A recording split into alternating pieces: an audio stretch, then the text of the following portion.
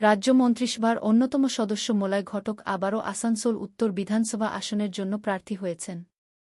মলয় ঘটক এই আসনে 2011 সাল থেকে টানা 3বার জিতেছেন। তিনি এবার চতুর্থবারের মতো প্রতিদ্বন্দ্বিতা করতে চলেছেন।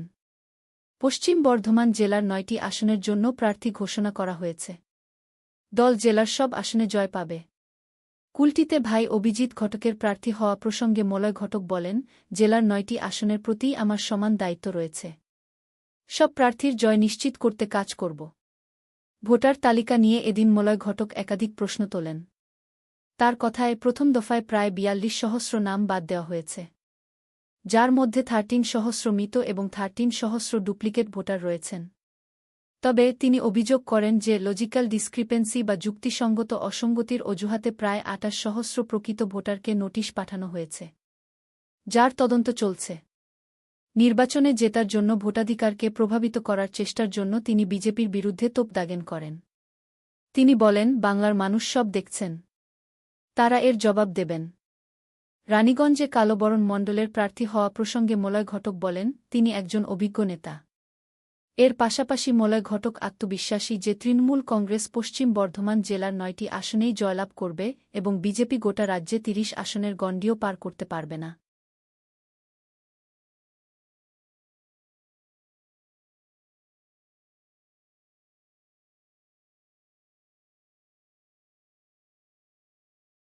घोषणा किया गया है और 294 में से 291 आप बोले कि घोषणा किया गया है, तो आप भी उसमें कैंडिडेट हैं और तो क्या प्रतिक्रिया है, वाला प्रतिक्रिया आपका क्या है?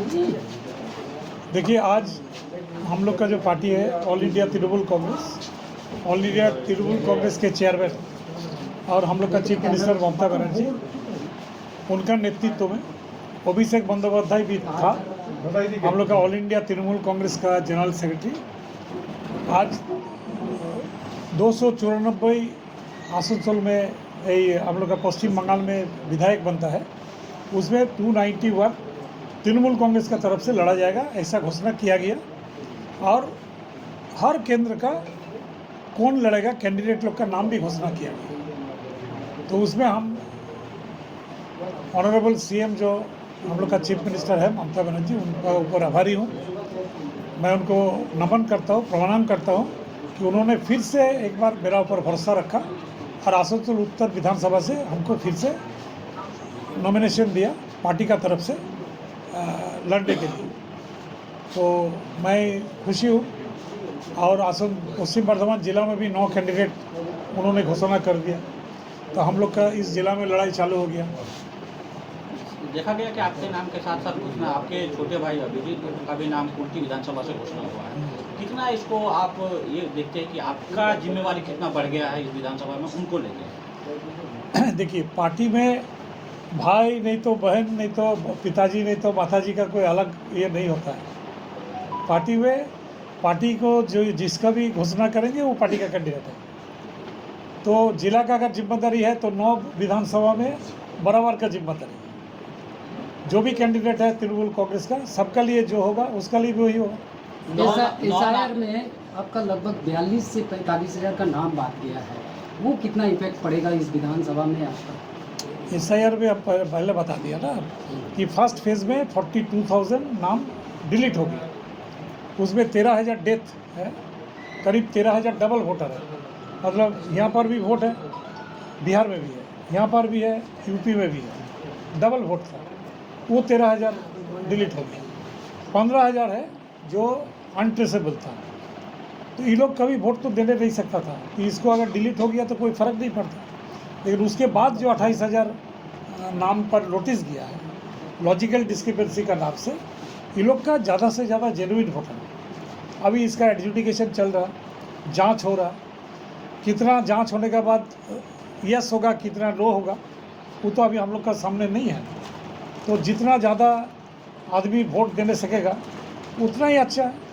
बीजेपी तो चाहता है वोट के अधिकार को छीन लेना, छीन के माने इलेक्शन को जीतने के लिए, लेकिन ये सफल नहीं होगा। पश्चिम बंगाल का जनता पॉलिटिकल है, राजनैतिक सचेतन है, ये लोग सही जगह पर सही टाइम पर वोट देगा। आप बोलना इलेक्शन चाह रहे हैं कि कमीशन का क्या चुनाव भूमिका लग रहा है चुनाव आपको? का मतलब बीजेपी के से प्रभावित होकर काम कर रहा है, ऐसा क्या लगता है? एकदम आप तो हम क्या है, ये आम जनता को पूछिए, एक ही बात बोलेंगे।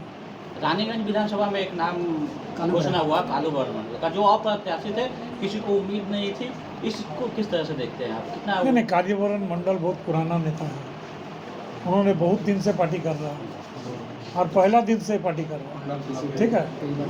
ब्लॉक प्रेसिडेंट है, हमेशा उसका ब्लॉक से लीड होता है, चाहे लोकसभा हो चाहे विधानसभा हो।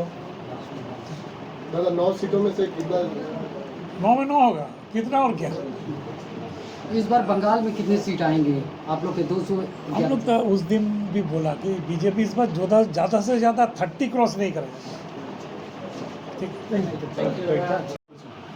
দেখো, নিজের বিধানসভাতে করা তো নয়, আমাদের যে কাজই হয় মাননীয় মুখ্যমন্ত্রী করেন, এবং আমার বিধানসভাতে হয়েছে এরকম অনেক কাজ যেটা সারা জেলার জন্য উপকার হয়েছে। যেমন আসানসোল জেলা হয়েছে, পশ্চিম বর্ধমান জেলা হয়েছে 2017 সালে 7ই এপ্রিল মাননীয় মুখ্যমন্ত্রী আসানসোলকে জেলা ঘোষণা করেছে। আসানসোলে সুপার স্পেশালিটি হসপিটাল হয়েছে, আসানসোলে কাজী নজরুল ইউনিভার্সিটি হয়েছে, আসানসোলে আইটি হাব হয়েছে, আসানসোলে ইউথ হস্টেল হয়েছে, আসানসোলে নার্সিং কলেজ হয়েছে, আসানসোলে হিন্দি কলেজ হয়েছে, আসানসোলে সেন্ট জেভিয়ার্স কলেজ হয়েছে, আসানসোলে এবারে 100 বেডের ক্রিটিক্যাল কেয়ার ইউনিট তৈরি হচ্ছে আসানসোলে। তো এই ধরনের বহু কাজ আমাদের হয়েছে, এমনকি আমাদের লেবার ডিপার্টমেন্টের লেবার ইনস্টিটিউট সেন্ট্রালেতে সেটা হয়েছে। কয়েকদিন আগে আমরা স্টেডিয়াম, একটা সুন্দর স্টেডিয়াম আসানসোলের মানুষের জন্য আমরা দ্বার উদ্ঘাটন করেছি, তাদের সেখানকার বাচ্চারা খেলাধুলা করতে পারে। তো আসানসোলে 2011-র আগে যা ছিল আর 2026 পর্যন্ত ব্যাপক উন্নয়ন হয়েছে। দাদা এসআইআর বেশি নাম বাদ গেছে, কতটা প্রভাব পড়বে ভোটে এটা?